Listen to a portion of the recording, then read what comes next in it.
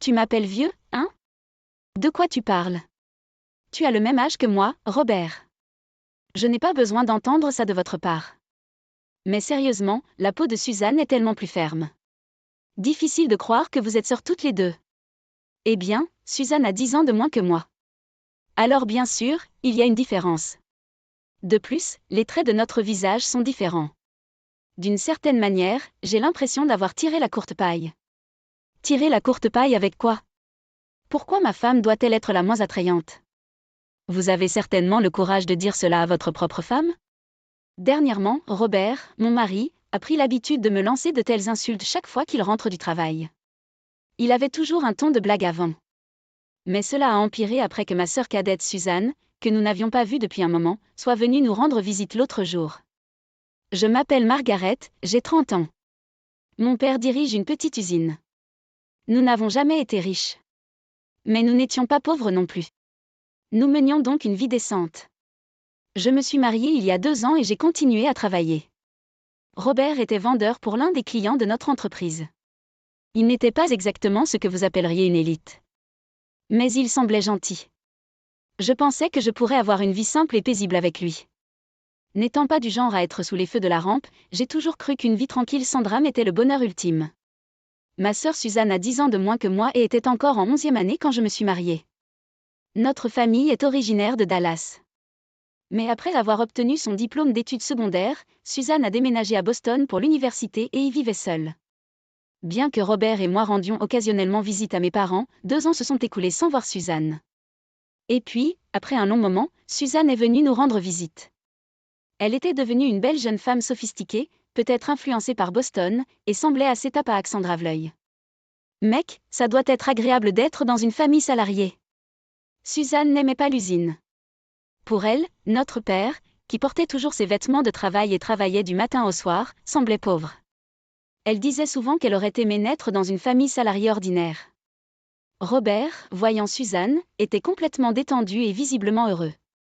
Il n'a jamais aidé aux tâches ménagères, mais il a fait tout son possible pour s'occuper de Suzanne, et je ne pouvais pas m'empêcher de me sentir un peu mal à l'aise à propos de la différence dans son attitude envers moi. Suzanne, tu es devenue si belle, tout comme un mannequin. Arrête, Robert. Vous me taquinez. Non, vraiment. Vous ne ressemblez pas du tout à des sœurs. Eh bien, on m'a toujours dit que je ne ressemblais pas à Margaret depuis que je suis enfant. Je suppose que oui. Ils étaient tous les deux d'accord, s'emportant sur le moment. Après ce jour, la violence verbale de Robert envers moi s'est aggravée. Tout était comparé à Suzanne, ce qui me rendait malade. De plus, Suzanne, qui ne venait jamais par là, a commencé à lui rendre visite fréquemment. Chaque fois, Robert l'accueillait chaleureusement, empilant les corvées sur moi pour la divertir. Il s'asseyait sur le canapé du salon, sirotant des boissons et riant. « Salut, Margaret. Nous manquons de boissons. Je veux quelque chose de plus élégant à boire. Allez acheter quelque chose, voulez-vous? Si vous voulez quelque chose, allez le chercher vous-même. Je ne suis pas votre femme de ménage. De quoi tu parles? Suzanne est une invitée. C'est notre travail de la divertir. Alors allez acheter des boissons. Et toi? Juste ravi de le faire? C'est pathétique. Que as-tu dit? Margaret est juste jalouse parce qu'elle est laide. Qu'en penses-tu, Robert? On va faire du shopping ensemble? Oh, devrions-nous? Suzanne, tu es si gentille. Et sur ce, ils sont partis et ne sont pas revenus pendant 2 ou 3 heures. Je me demandais ce qu'ils faisaient, mais j'étais trop occupée à nettoyer leur désordre pour y réfléchir trop profondément. J'étais loin de me douter que cela mènerait à un tel événement. 3 mois après que Suzanne ait commencé à venir, je suis rentrée à la maison pour trouver des papiers de divorce avec le nom de Robert sur la table. Nous n'avions même jamais parlé de divorce auparavant. Quand j'ai vérifié le placard, tous les vêtements de Robert avaient disparu. Que se passe-t-il? J'ai essayé d'appeler Robert, mais il n'a pas répondu. Puis j'ai reçu un appel de Suzanne. YOU, Margaret. Désolée, je suis un peu occupée en ce moment. Attaché? Comme, se demander où Robert est allé? Comment le saviez-vous?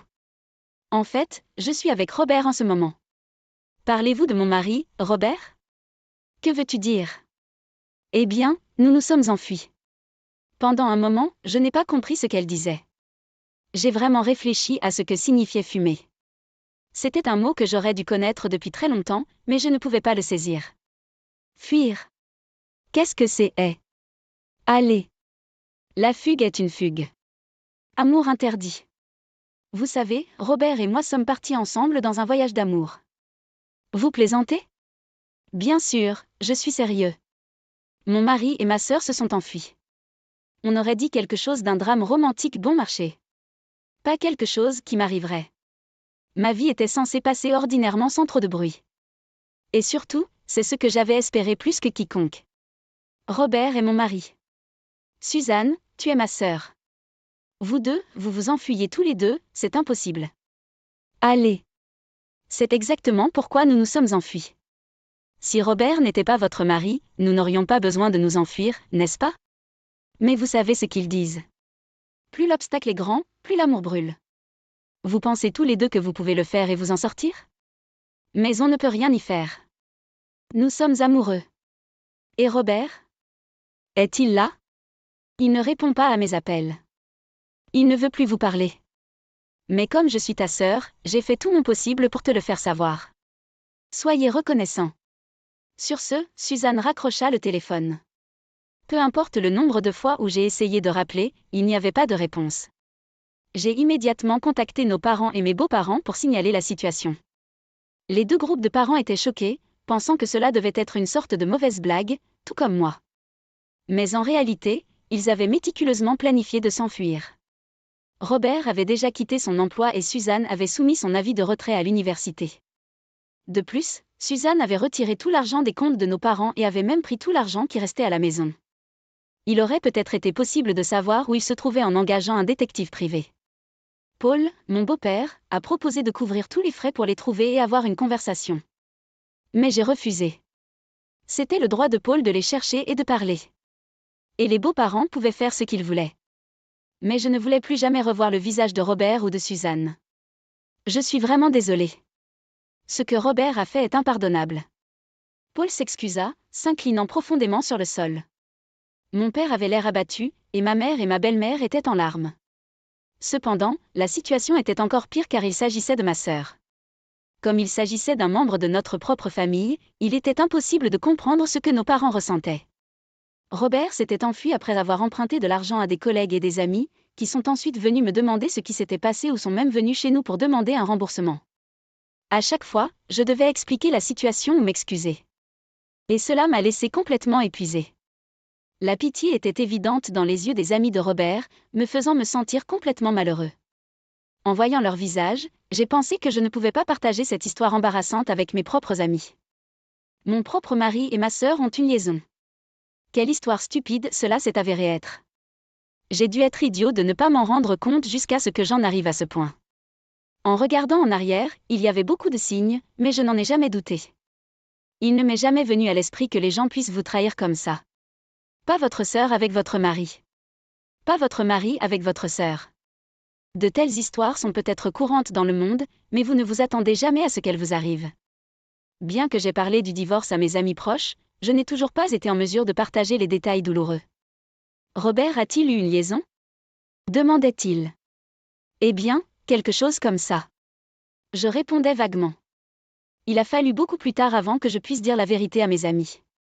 Pendant un moment, je n'avais pas envie de faire quoi que ce soit. Et j'ai quitté mon travail et je me suis enfermée. Mon état mental est en ruine. Je pensais même que tout le monde devait rire de ma disgrâce. Je suis rentrée chez moi. Mais entendre des rires autour de moi m'a fait rester dans ma chambre avec les oreilles couvertes pendant des jours. Finalement, les parents de Robert et les miens ont coupé les liens avec le couple et ont cessé toute communication avec eux. Au fil du temps, cela a lentement commencé à guérir mon cœur. Il m'a fallu 1 an avant de pouvoir à nouveau regarder les gens dans les yeux. Mais peu à peu, j'en ai eu assez de causer de l'inquiétude et de porter un visage sombre. Bien que je n'ai rien fait de mal, je ne pouvais pas m'empêcher de sentir le poids des regards des autres sur moi. Pendant que je perdais mon temps sans bus, ces deux-là étaient là. Probablement en train de vivre. Et j'ai finalement réalisé à quel point j'étais stupide. J'ai tout à fait le droit de profiter de ma vie aussi. Avec cette prise de conscience, je pouvais enfin lever la tête et marcher fièrement à nouveau. Je vais bien maintenant. Vraiment désolée de vous inquiéter. Mon père et ma mère semblaient soulagés par mes paroles. Avec le recul, ils ont probablement eu beaucoup plus de mal que moi. Pourtant, je les inquiétais tellement. Après cela, j'ai commencé à aider à l'usine de mon père. En travaillant là-bas, je pouvais oublier les désagréments et le temps semblait passer. Les souvenirs de ces deux-là me traversaient parfois l'esprit. Mais surtout, j'ai pu partir sans m'en souvenir. Et ainsi, 20 ans ont passé, et j'avais presque tout oublié. Papa est tombé malade et est décédé il y a 3 ans. Par égard pour moi, peut-être n'a-t-il jamais mentionné le nom de Suzanne jusqu'à la fin. Mais il avait un regard si paisible sur son visage quand il est décédé. Il me semblait qu'il souriait. Je crois qu'il était satisfait de sa vie, et maman a dit la même chose. Margaret, je pense que papa a eu une vie épanouissante grâce à toi, a-t-elle dit. Je ne pouvais pas retenir mes larmes à ces mots.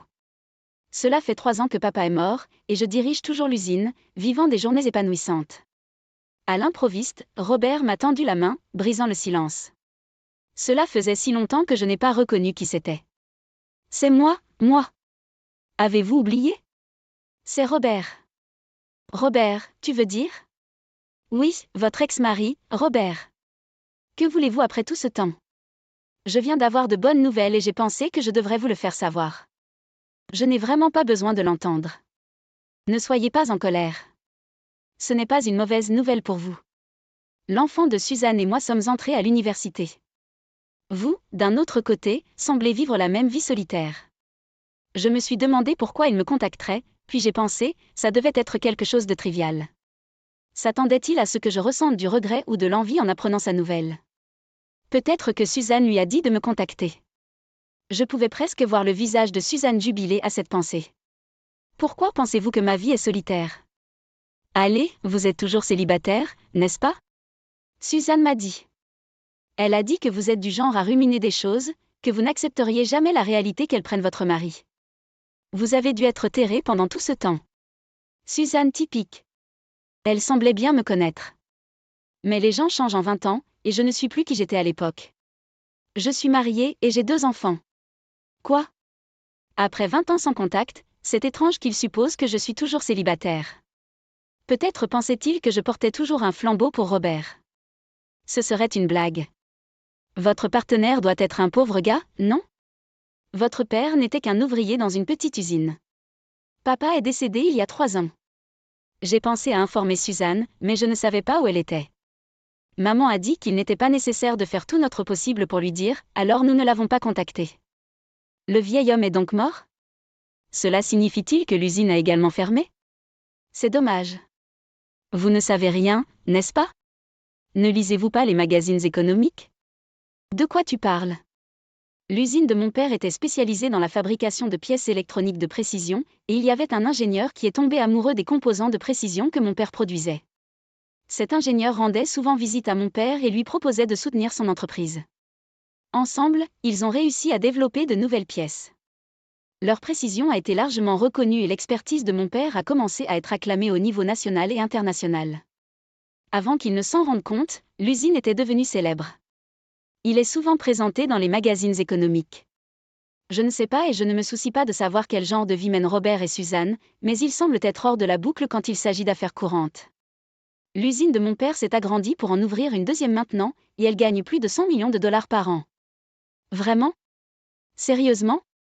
Nous travaillons tous dur pour cela, donc nous n'avons pas eu le temps de nous remémorer vos souvenirs. Votre enfant est entré à l'université? Je m'en fous. Pensiez-vous que j'avais une famille ici avec qui partager de telles joies? C'est toujours l'optimiste, je vois. Robert se tut à mes mots. Peut-être pensait-il que le temps lui aurait tout pardonné et qu'il viendrait me voir avec de telles nouvelles? Je ne peux pas imaginer qu'il soit sain d'esprit. Je suis à nouveau soulagée d'avoir divorcé d'un tel homme. C'est pourquoi j'ai mon bonheur maintenant. Vous venez de dire que l'usine de votre père gagne 100 millions de dollars par an? Et qu'en est-il? Eh bien, Suzanne est sa fille. Elle a droit à son héritage. Remettez-le. Il n'y a rien de tel. Vous avez l'intention de tout garder pour vous, hein? Mais je ne vous laisserai pas faire. Nous avons quelque chose appelé héritage forcé ici. Même si c'était vrai, la réclamation de Suzanne pourrait être compensée par l'argent qu'elle a emporté avec elle. D'ailleurs, au moment de sa mort, mon père n'avait aucun actif. J'ai dit que c'était l'usine de mon père, mais il n'était rien de plus qu'un employé. Que veux-tu dire? L'usine a failli faire faillite à cause de l'argent que Suzanne a pris. Peu importe à quel point nous avons lutté, la dette n'a fait qu'augmenter. Et quand nous étions à bout de nerfs, l'homme qui a proposé de nous aider à acheter l'usine à papa. C'est ainsi que nous avons réussi à régler les dettes. En vérité, mon père, qui était à l'origine technicien, avait aussi voulu se concentrer davantage sur cela que sur la gestion. L'acheteur était jeune et venait de créer sa propre entreprise. Mais il était enthousiaste et honnête. Et il appréciait beaucoup les compétences de mon père. Cela a dû communiquer à mon père. La vente a donc eu lieu. L'usine a continué à employer tous ses travailleurs sans faute. Et papa pouvait se consacrer au développement de pièces qui le rendaient vraiment heureux. Quelle chose stupide à faire. Ce que nous faisons ne vous regarde pas. Vous n'avez pas besoin de le commenter. Donc, en fin de compte, l'usine a été simplement reprise. Que faites-vous là-bas? Travailler comme femme à temps partiel?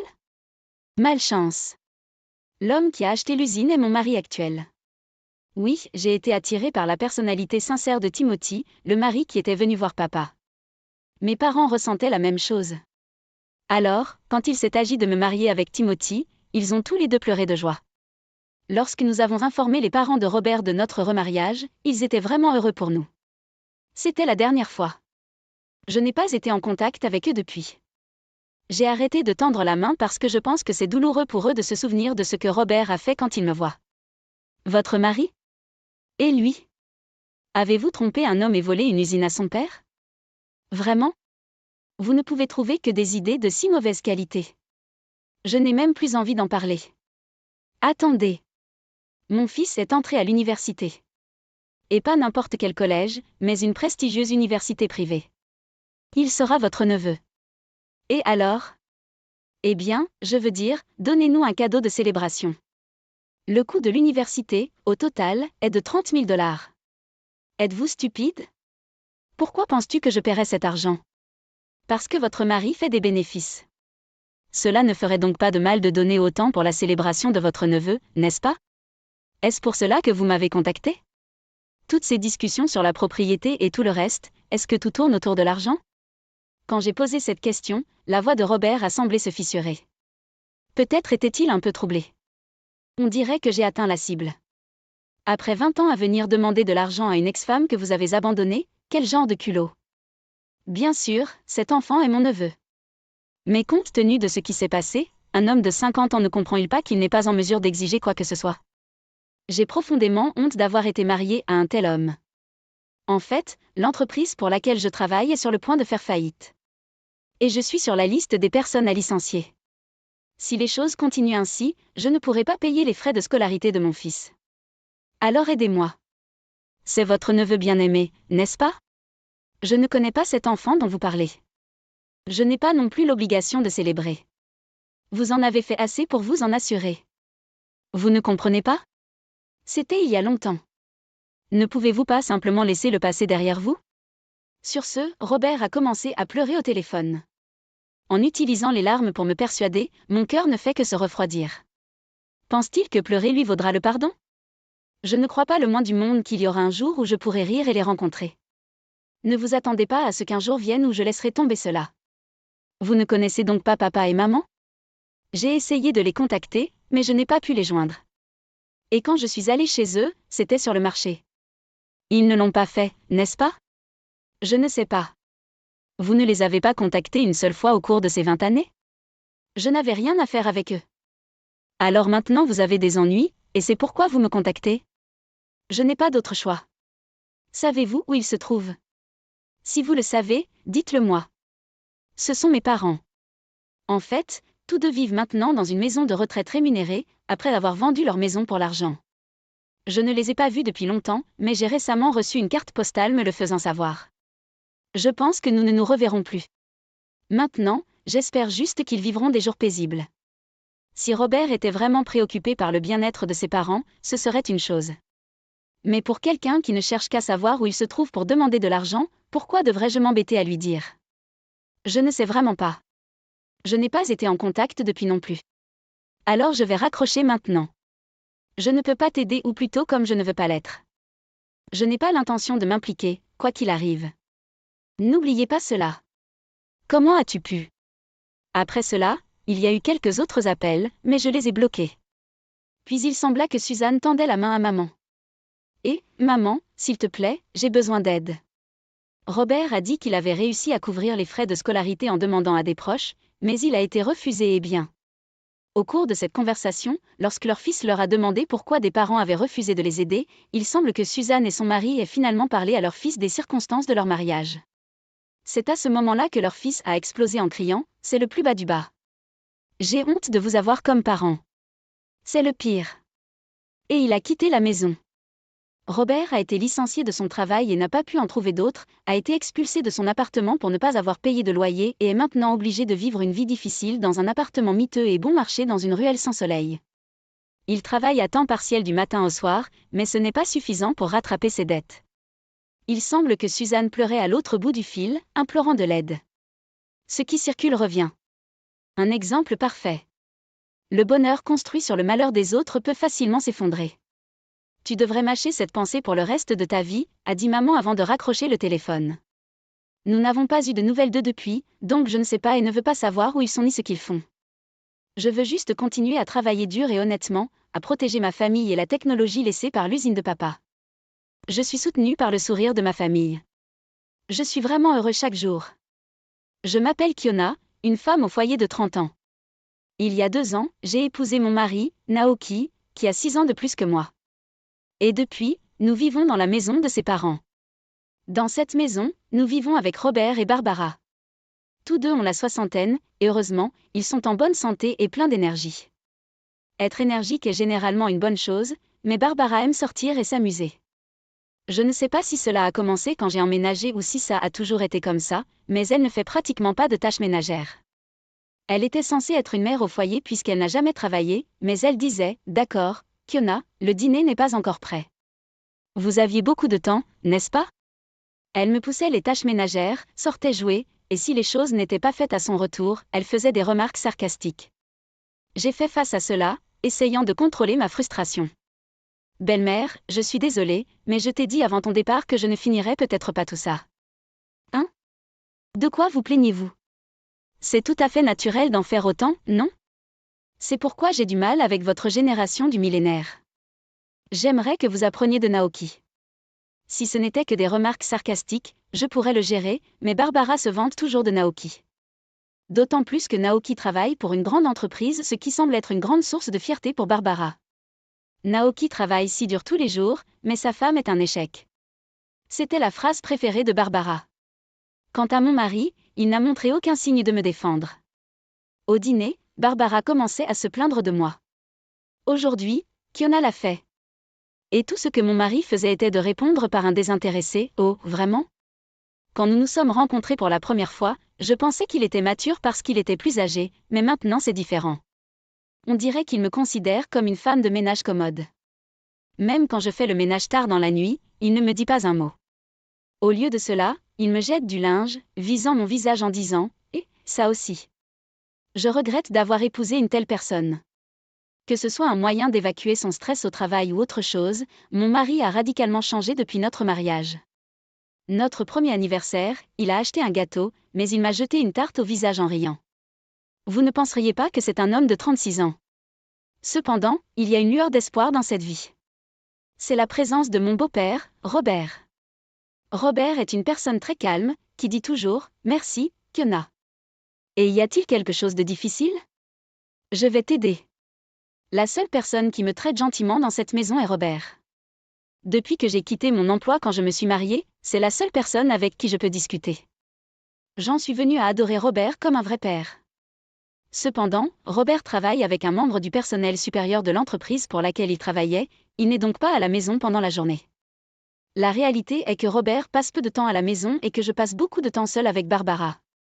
Quand je parle à Robert, Barbara ne dit rien, mais il semble qu'elle n'aime pas ça et son attitude s'est aggravée.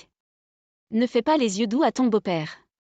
Juste parce que Naoki ne fait pas attention à toi, tu vas t'en prendre à son père ? C'est dégoûtant. Elle a commencé à dire des choses comme ça. Bien sûr, elle disait ces choses que Robert ne pouvait pas entendre. J'ai repoussé cela. Ce n'est pas vrai du tout. Oh mon Dieu, ai-je touché une corde sensible ? Vous élevez même la voix. Comme c'est inconvenant. Peu importe ce que je dis, elle a un retour. Nos conversations sont toujours comme ça, jamais vraiment connectées. J'en ai parlé à mon mari. Je pensais qu'il comprendrait que c'était juste l'illusion de Barbara, mais il a juste ri et a dit « Donc vous aimez même les hommes de plus de 60 ans. Vous êtes vraiment ouvert d'esprit. » Je savais que c'était sans espoir. Je ne m'attendais pas à ce que mon mari fasse quoi que ce soit à propos des tâches ménagères ou de l'intimidation de Barbara, mais je ne m'attendais pas à ce qu'il dise quelque chose comme ça. Ce fut un choc énorme. J'ai commencé à me sentir comme si je n'appartenais pas à cette maison. Un jour d'été, Barbara m'a dit « Je pense partir en voyage en famille quand Naoki aura ses vacances d'été. » Je me suis dit « La voilà qui revient, toujours voulant sortir. » Mais ensuite, elle a dit « Tu viens aussi, n'est-ce pas, Keona ?» Je ne m'attendais pas à être invitée. Je pensais qu'il partirait sans moi. Moi aussi ? Vous ne voulez pas ? Non, ce n'est pas ça. J'ai trouvé cela suspect. Qu'est-ce que Barbara veut faire en m'invitant ? J'étais méfiant, mais je ne savais pas ce qu'elle dirait si je refusais. Ce soir-là, mon mari m'a demandé à nouveau « Tu pars en voyage, n'est-ce pas ? » Oui, j'ai été invitée. Quand j'ai répondu, mon mari a éclaté de rire pour une raison quelconque. Qu'est-ce qui est si drôle ? Rien, vraiment. Quelque chose n'allait pas et mon anxiété a augmenté. Le jour du voyage, nous nous sommes dirigés vers notre destination avec mon mari en voiture. Robert allait nous rejoindre plus tard à cause du travail. Il n'y avait donc que moi, mon mari et Barbara dans la voiture. Mon mari conduisait. Barbara était sur le siège passager et j'étais sur le siège arrière. Je ne pouvais qu'apercevoir leurs expressions, ce qui me rendait anxieux. « Keona, tu as retiré de l'argent pour le voyage, n'est-ce pas ? » Barbara m'a demandé. « Oui, quelques centaines de dollars. » Bien. Barbara semblait sourire quand elle entendit cela. Après avoir conduit pendant un moment, j'ai remarqué que nous avions dépassé le panneau indiquant l'auberge où nous étions censés rester. N'avons-nous pas simplement dépassé l'auberge ? Demandai-je. Il y a un lieu touristique devant vous. Nous vérifierons après l'avoir vu. Mon mari a répondu. Il souriait à moitié, clairement incapable de cacher quelque chose d'étrange. Au fur et à mesure que nous nous éloignions de l'auberge, les environs devenaient plus verts. J'ai soupiré doucement, m'assurant qu'il ne m'entendait pas. Et puis nous sommes arrivés à un barrage. Pour être honnête, ce n'était pas un grand barrage et il n'y avait pas beaucoup de monde autour. C'était loin d'être un lieu touristique. Allez, sortons de la voiture, insista Barbara. Ne laissez aucun objet dans la voiture. Cela pourrait être dangereux, a ajouté mon mari. Et je l'ai fait, comme il disait. J'étais sur le point de sortir de la voiture, mais Barbara et mon mari disaient des choses comme « Oh, je devrais enlever mes bijoux au cas où. » Oups, j'ai encore quelque chose dans ma poche. Faire semblant d'être occupé et ne pas sortir de la voiture. Je suis sortie de la voiture et j'ai fermé la porte. Puis j'ai entendu le bruit du cadenas cliqueter. Mon mari a légèrement ouvert les vitres du conducteur et du passager. Mon mari riait à gorge déployée. « Oh, Keona, que fais-tu en sortant ici ?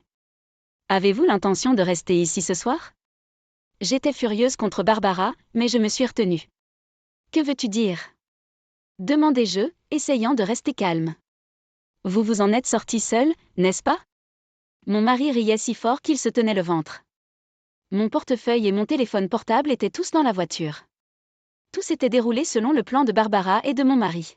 « Eh bien, Keona, amusez-vous, » dit Barbara avec un sourire narquois.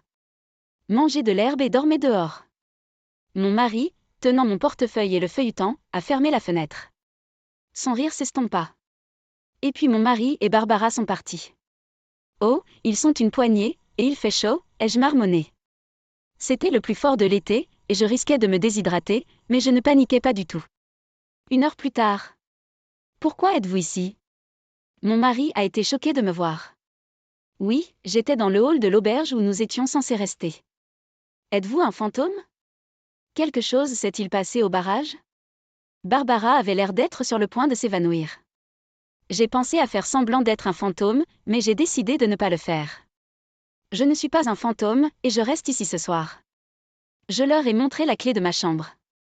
D'ailleurs, j'avais déjà laissé mes bagages dans la chambre. Mon mari, qui ne comprenait pas la situation, perdait son sang-froid. Il semblait penser que j'avais pris la clé de leur chambre sans permission.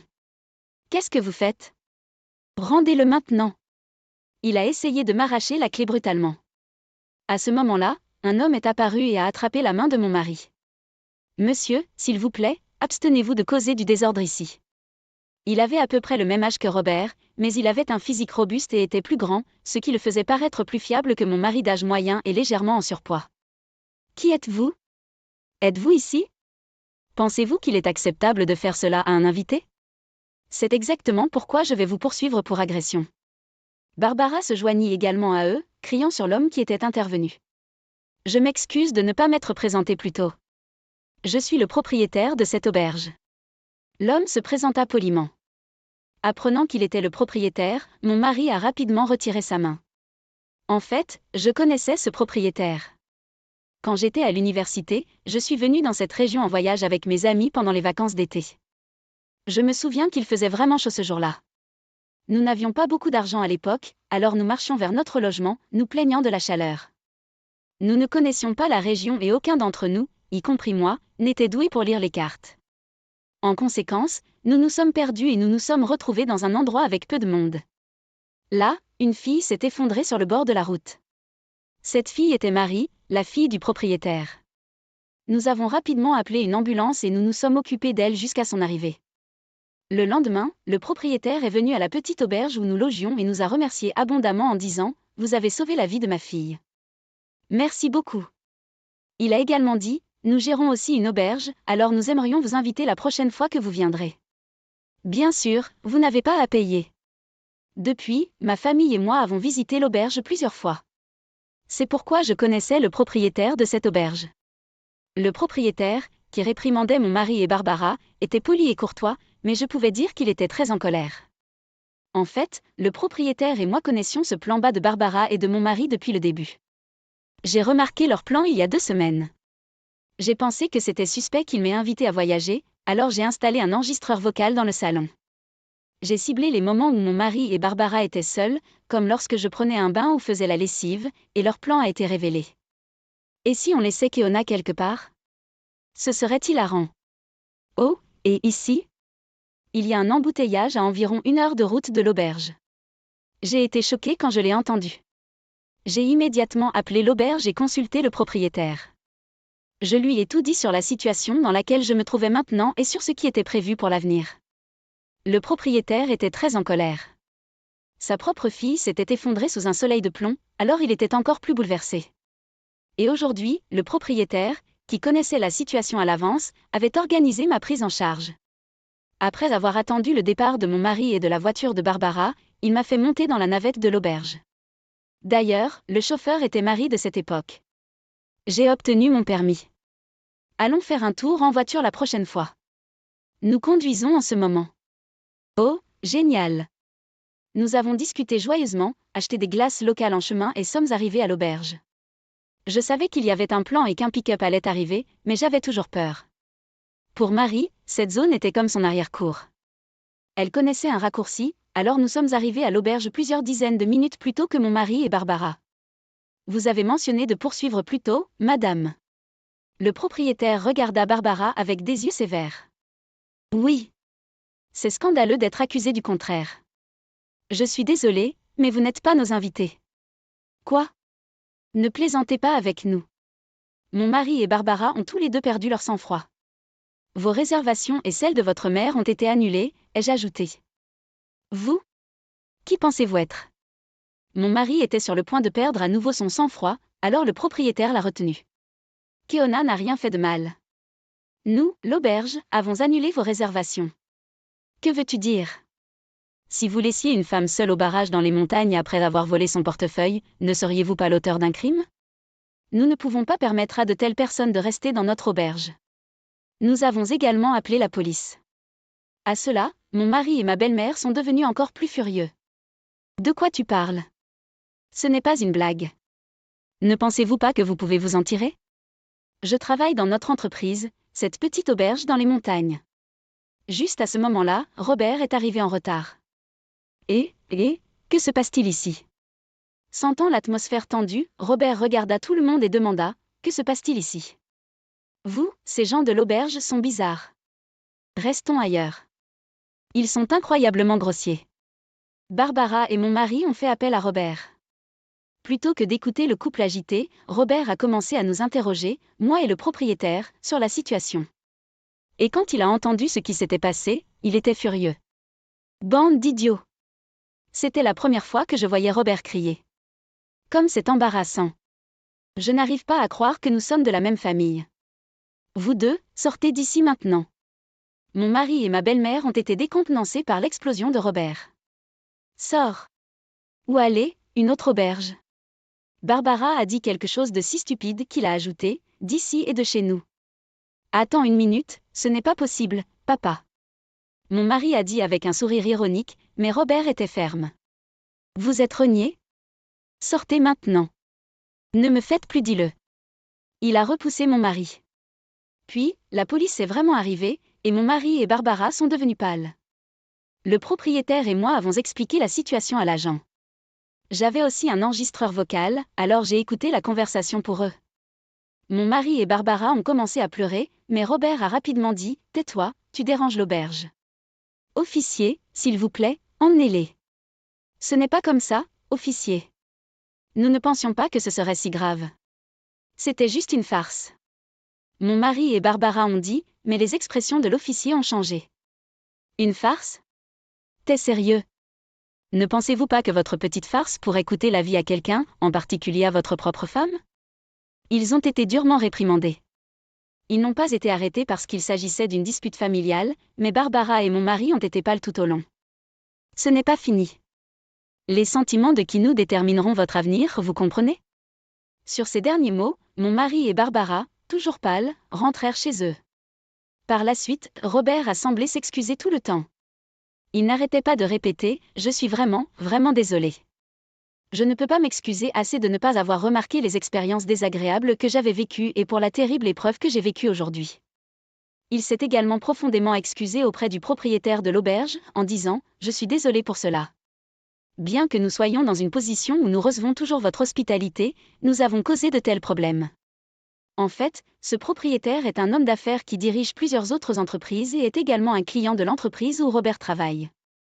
Sans rien savoir de tout cela, mon mari s'était vanté « Je travaille pour une grande entreprise. » Je suis heureuse d'avoir pu punir mon mari et Barbara, mais c'est aussi très effrayant de penser à ce qui se serait passé si je n'avais pas été au courant de leur plan à l'avance. J'ai prié pour que le fait d'être réprimandé par la police leur fasse réaliser la gravité de la situation. Après mon retour de l'auberge, j'ai divorcé de mon mari, bien sûr. J'ai également exigé une grosse pension alimentaire. J'espère qu'ils réfléchiront à leurs actions et ne feront pas la même chose à quelqu'un d'autre à l'avenir. D'ailleurs, j'ai entendu dire que Robert et Barbara avaient également divorcé. Robert a coupé les ponts avec mon ex-mari et l'a mis à la porte. On a conseillé à mon ex-mari de démissionner à cause de l'incident. Apparemment, son intimidation au travail avait déjà été un problème. Tout comme il avait été méchant avec moi, il avait été dur avec ses subalternes et ses collègues, et il semble que le département des ressources humaines prévoyait d'agir de toute façon.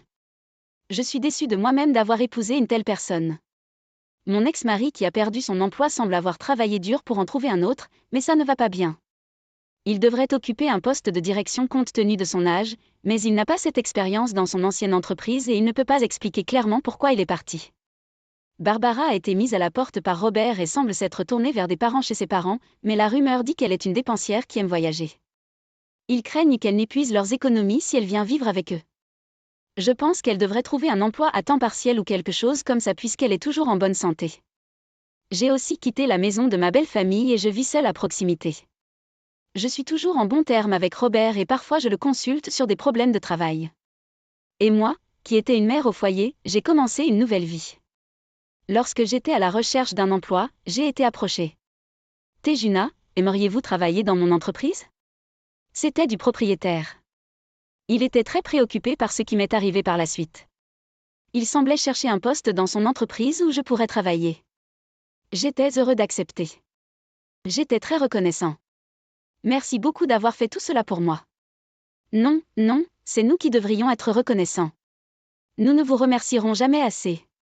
J'ai l'impression d'avoir déjà rendu la faveur de cette époque et de devoir rendre la monnaie. L'entreprise qu'il m'a présentée est une entreprise réputée qui répond aux conditions de travail. C'était une surprise en plus d'une surprise. D'ailleurs, c'est dans le même secteur que la grande entreprise dont mon ex-mari se vantait, mais son capital est 5 fois plus important. Tous ceux qui y travaillent sont également très gentils. Je passe des journées plus épanouissantes et agréables que lorsque j'avais du mal avec ma vie conjugale. Vous dirigez un magasin de boîtes à lunch qui est en dessous de notre statut familial. Vous êtes une Jen donc vous n'assisterez pas au mariage. Lors d'une réunion de famille avec mon fils, qui est fiancé à la fille du PDG, j'ai été frappée par ces mots inattendus. La boutique chérie de mon défunt mari Joseph a été rabaissée et on m'a dit que je ne pouvais pas assister au mariage de mon fils bien-aimé. Je ne pouvais pas l'accepter, mais si c'était pour le bien de mon fils, je n'avais pas le choix. Je ne peux pas ruiner le mariage de mon fils à cause de moi. Je veux qu'il soit heureux. À contre-séure, j'ai accepté leurs conditions, mais une personne inattendue est arrivée, laissant les autres parents le visage pâle. Richard, prends soin de maman pour moi, avait dit Joseph avec un sourire alors qu'il rendait son dernier souffle. Je pensais que nous avions beaucoup plus de temps. Nous avions promis de faire sourire les gens à travers notre cuisine. En grandissant, mes parents étaient toujours occupés, alors j'ai naturellement commencé à préparer le dîner. Je cuisinais, emballerais les restes et j'allais me coucher. Le matin, la vaisselle était toujours propre et un mot de remerciement a été laissé. Je voulais rendre mes parents heureux, alors je me suis mis à cuisiner. Joseph était passionné et rêvait de posséder son propre restaurant. J'ai été attirée par son enthousiasme et ses efforts pour réaliser son rêve, alors nous avons commencé à sortir ensemble. Cuisiner pour Joseph, qui aspirait à devenir chef, était éprouvant pour les nerfs. Un jour, il a dit, « Nancy, ouvrons un magasin ensemble. Votre cuisine a la magie de faire sourire les gens, et je suis l'un d'entre eux. Faisons sourire les gens ensemble. » En entendant cela, je me suis souvenu de mes efforts passés pour plaire à mes parents et j'ai décidé de gérer une boutique de boîtes à lunch accueillante avec Joseph. Je m'occupais des matins. Joseph s'occupait des nuits. Joseph disait toujours merci après les repas. La gratitude doit être exprimée. Il disait une phrase qui résonnait encore dans mes oreilles. Après avoir donné naissance à Richard, la vie était difficile mais épanouissante. Joseph est décédé avant de réaliser son rêve. Richard a grandi vite et j'ai fait de mon mieux pour ne pas lui laisser voir mon chagrin. C'est un enfant attentionné et gentil qui aide même aux tâches ménagères. Il adore ma cuisine et a même commencé à cuisiner lui-même. Quand il a eu un emploi, il a préparé un repas spécial pour me remercier. Même après avoir déménagé, il me rend visite de temps en temps pour prendre de mes nouvelles. Récemment, Richard a dit qu'il cuisinerait un autre repas spécial. Quelle est l'occasion ? Il cuisinait souvent, mais les repas spéciaux étaient rares depuis qu'il avait obtenu son emploi. Alors que nous nous asseyions pour manger sa délicieuse cuisine, Richard a dit, « Maman, j'épouse Patricia. » Je connaissais Patricia. Son collègue chaleureux et a estimé qu'ils étaient un bon match. C'est merveilleux. La rendre heureuse, d'accord ? Bien sûr. Et maman, je pourrais devenir le prochain PDG. Il s'avère que Patricia est la fille du PDG de l'entreprise où Richard travaille. Ils sont impressionnés par le travail de Richard et le voient comme un futur PDG. Quand j'ai entendu cela, j'ai été surpris mais aussi profondément fier que mon fils soit reconnu. Alors que je me préparais à rendre visite à la famille de Patricia avant le mariage, je me suis sentie sentimentale en repensant à ma vie. William Smith et Elizabeth, qui nous ont accueillis, n'avaient que des éloges pour Richard. La table était remplie de plats variés et je pouvais voir un chef privé occupé dans la cuisine. Richard est vraiment exceptionnel, tant dans son travail qu'en tant que personne. Nous pouvons lui confier l'avenir de l'entreprise. Nous avons toujours pensé que Richard et Patricia étaient un couple parfait. Nous avons pleuré de joie quand nous avons appris qu'ils allaient se marier. Nous nous réjouissons de l'avenir. Richard, un peu timide, déclara fermement, « Je construirai un foyer heureux avec Patricia. » J'ai quelque chose à préparer, alors Patricia et moi allons sortir un instant. Ils quittèrent la pièce avec des sourires enjoués. Et j'ai ressenti un mélange de fierté et de chaleur. Alors, Nancy, quand envisagez-vous de quitter votre boutique de boîtes à lunch ? Après leur départ, j'ai senti un changement de ton dans Elizabeth. Démissionner ? Je n'ai jamais dit que j'abandonnais. Eh bien, ce n'est pas comme si cela rapportait beaucoup d'argent. Pourquoi continuer à gérer une telle boutique de boîtes à lunch ? Je n'en croyais pas mes oreilles. Est-ce que c'est un magasin de boîtes à lunch ? Pourquoi dites-vous cela ? Cette boutique est précieuse pour moi et mon défunt mari, Joseph.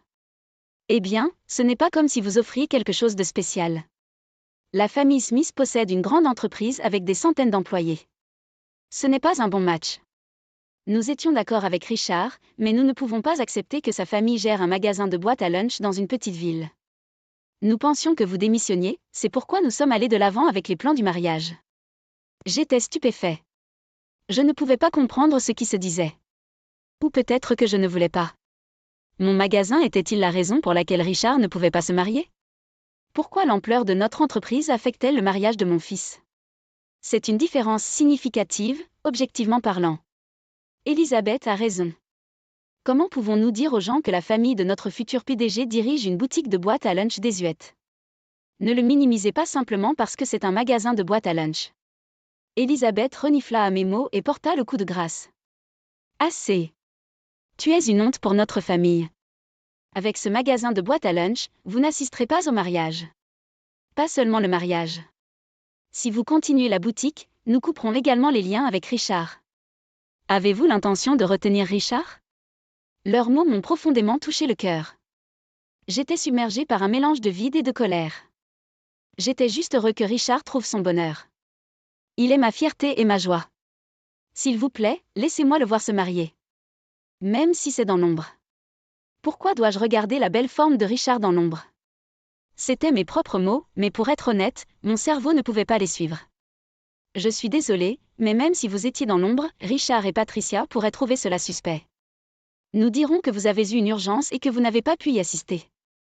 Juste à ce moment-là, j'ai commencé à entendre les voix de Richard et Patricia alors qu'ils retournaient dans la pièce. Il sera bientôt de retour. Si je cède aux exigences de William Smith et d'Elizabeth, ces deux-là peuvent vivre heureux. Si je l'endure, tout ira bien. Si je... Nancy, qu'en pensez-vous? D'accord. Désolée pour l'attente. Voici un cadeau de notre part à vous trois. Oh, quel soulagement! Vous avez préparé un cadeau si merveilleux. Je suis si heureux. Merci. Je ne m'attendais pas à ce que tu fasses quelque chose d'aussi merveilleux. Elisabeth a reçu une boîte à musique. Le président William a pris un whisky. Et pour moi, un tablier. Patricia a suggéré le tablier, disant que vous cuisinez toujours de délicieux repas au magasin. Nous étions inquiets de savoir si vous l'aimeriez. Ah, merci. Je vais le chérir. Maman, tu pleures autant? Les larmes n'arrêtaient pas de couler. Richard m'a regardé, surpris mais souriant chaleureusement. Ce tablier sera mon dernier souvenir. Les sourires de Richard et de Patricia étaient profondément gravés dans mon cœur. Sois heureux. Le jour du mariage, je me suis assise sur le sol du salon, toujours en pyjama, sans même avoir l'énergie d'allumer les lumières. Mon téléphone était rempli d'appels manqués de Richard et Patricia. Depuis ce jour, je ne savais pas comment interagir avec Richard, qui parlait avec enthousiasme du mariage. Je ne pouvais lui offrir que des mots clichés. J'ai tenu fermement le tablier qu'ils m'ont donné. Célébrant leur union seule, les larmes coulant à l'infini. Le lendemain, j'ai été réveillée par la sonnerie incessante de la porte. J'ai immédiatement su que c'était Richard. Et, en effet, c'était lui. Et Patricia était avec lui. Le premier jour de leur nouvelle vie, il venait jusqu'à chez moi. Dès que j'ai ouvert la porte, Richard, incapable de cacher son anxiété, a dit « Maman, que s'est-il passé ?» Nous étions inquiets parce que nous savions que vous n'oublieriez pas le mariage. Pourquoi n'êtes-vous pas venue? Nancy, est-ce que c'est quelque chose que j'ai fait? Leur visage était pâle. Un contraste frappant avec le bonheur qu'ils devraient ressentir. Je ne m'attendais pas à ce qu'ils me fassent ressembler comme ça le lendemain du mariage. Maman, s'il te plaît, j'ai besoin de savoir. D'après leurs expressions, je savais qu'aucune quantité d'enrobage de sucre ne fonctionnerait. Parlons-en. Entrez. Je leur ai raconté tout ce que le président William et Elizabeth m'avaient dit en sortant. Je me demandais si c'était bien de tout révéler, mais je ne pouvais pas m'en empêcher. Le visage de Richard se tendit progressivement, mais Patricia semblait la plus choquée. Qu'est-ce que c'est? Comment ont-ils pu vous dire des choses aussi terribles, Nancy? C'est incroyable. Des larmes coulèrent des yeux de Patricia, écarquillées dans un mélange de colère, de tristesse et de surprise. Nancy, je ne sais pas comment m'excuser pour mes parents. Je suis vraiment désolée. Arrête, Patricia. Vous n'avez rien fait de mal. Je suis désolée de t'avoir causé de la douleur le lendemain de ton mariage. Maman, merci de nous l'avoir dit. Richard parla calmement, et avec un hébétement, Patricia quitta ma maison. Le lendemain, la sonnette a sonné à nouveau. Serait-ce Richard? J'ai ouvert la porte et j'ai trouvé le président William et Elizabeth debout là. Que as-tu fait? Assez de vos jeux. J'étais sans émotion alors que j'absorbais leurs cris de colère. Qu'est-ce qu'elle y a? Vous venez ici en criant, en dérangeant les voisins. Inquiétant? Nous ne nous inquiétons pas pour les voisins. Vous avez tout gâché. On dirait que c'est vous qui avez tout gâché. De quoi tu parles? Vous avez dû remplir la tête de Patricia et de Richard de bêtises.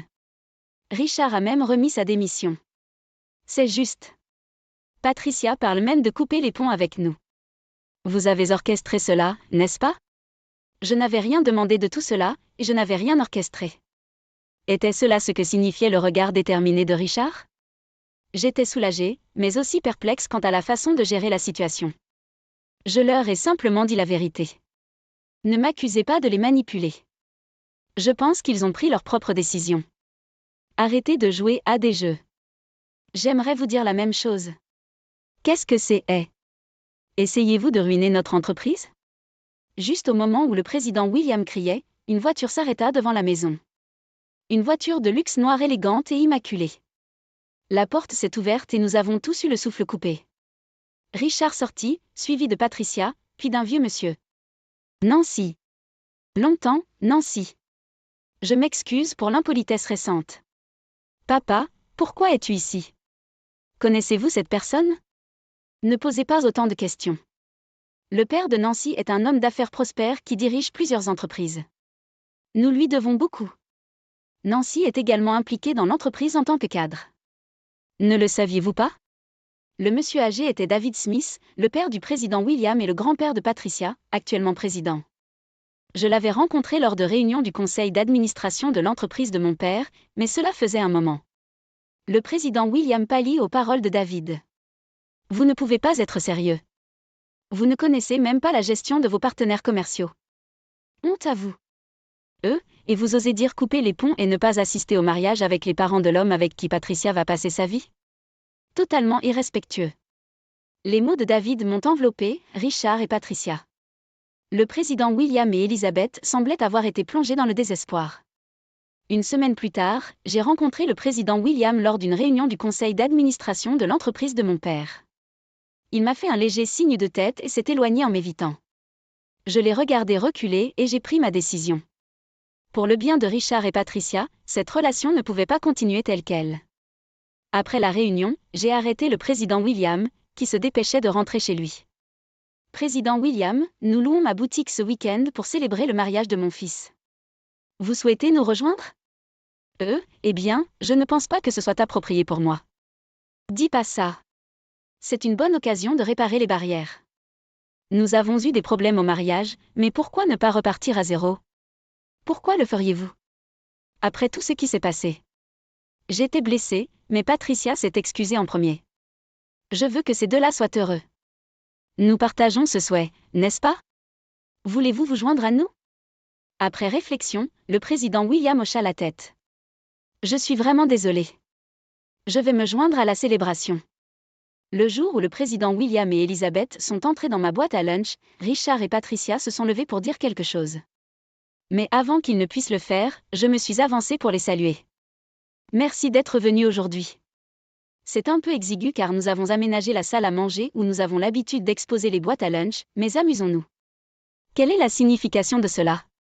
Patricia regarda ses parents. Patricia, je les ai invités. Nous ne pouvons pas continuer comme ça.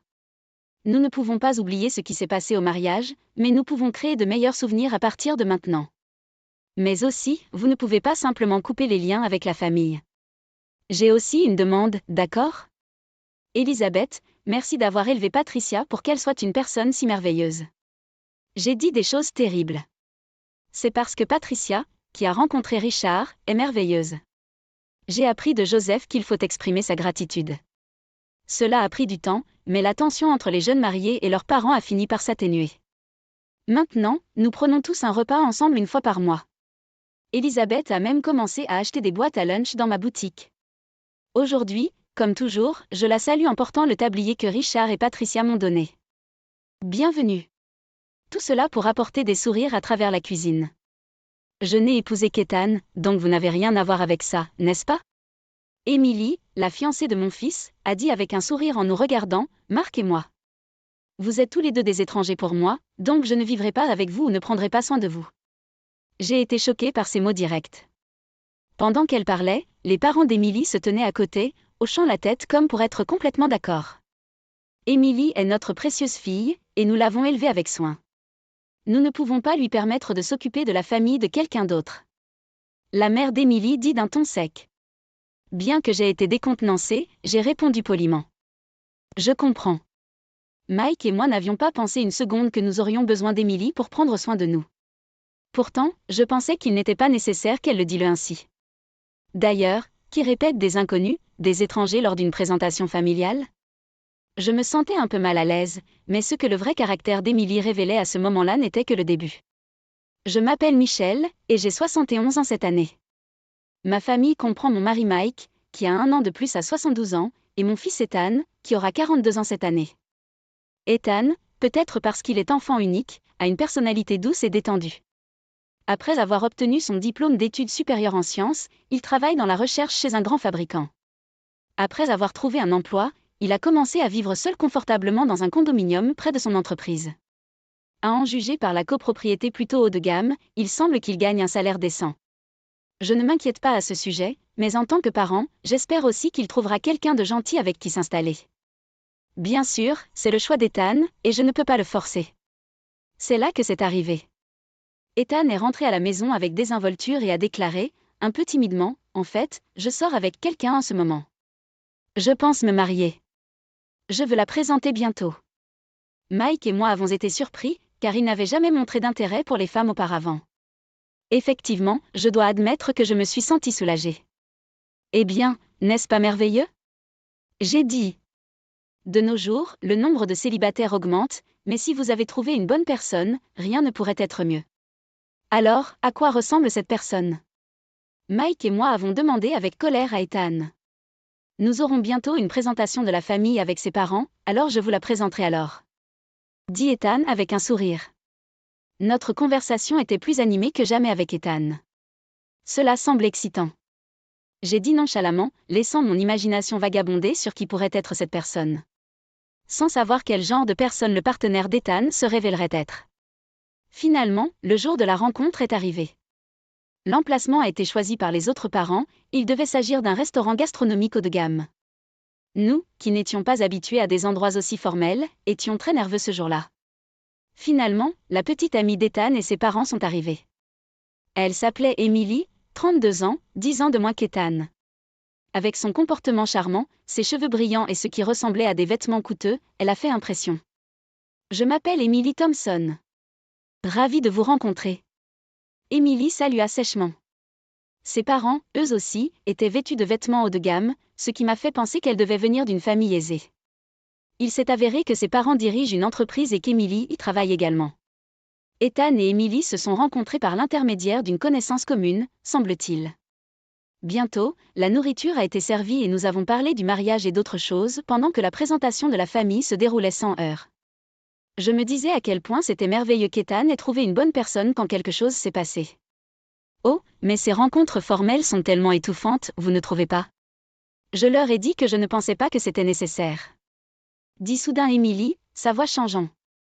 J'ai incliné la tête, confus pendant un moment. Je venais d'épouser Ethan, donc vous n'avez aucun lien de parenté avec moi. Emily continua en souriant à Mike et à moi.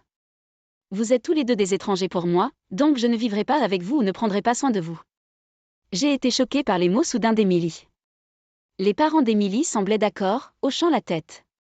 Emily est notre précieuse fille, et nous ne pouvons pas la laisser s'occuper de la famille de quelqu'un d'autre. Déclara fermement la mère d'Emily.